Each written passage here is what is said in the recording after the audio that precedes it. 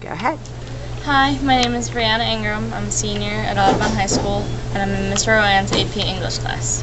This is my poem project, and for it, I decided to do Stolen Child by William Butler Yeats.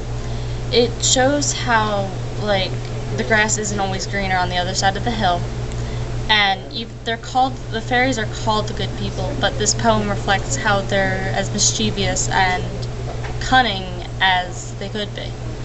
I was reading a book about fairies, which I love. I love fantasy books, and I love reading in general, so I thought the library would be very appropriate.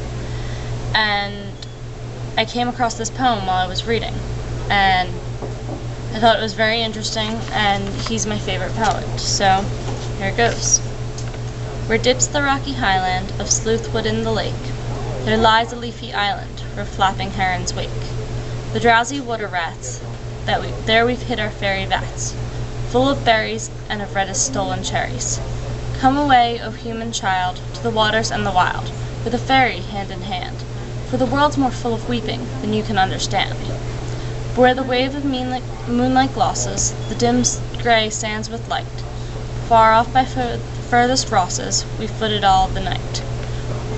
Weaving olden dances, mingling hands and mingling glances, till the moon has taken flight, to and fro we leap, and chase the frothy bubbles, while the world is full of troubles, and anxious in its sleep.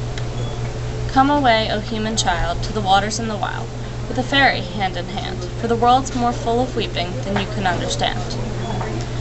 Where the wandering water gushes, far from the hills above Glencar, in pools among the rushes, that scarce could bathe the star.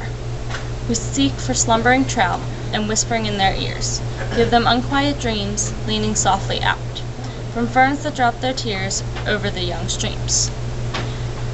Come away, O human child, to the waters and the wild, with the fairy hand in hand, for the world's more full of weeping than you can understand. Away with us he's going, the solemn-eyed, he'll hear no more of the lowing of calves on the warm hillside, or the kettle on the hob sing peace into his breast, or see the mice-brown bob round and round the oatmeal chest. For here he comes, the human child, to the waters and the wild, with a fairy hand in hand, from a world more full of weeping than he can understand.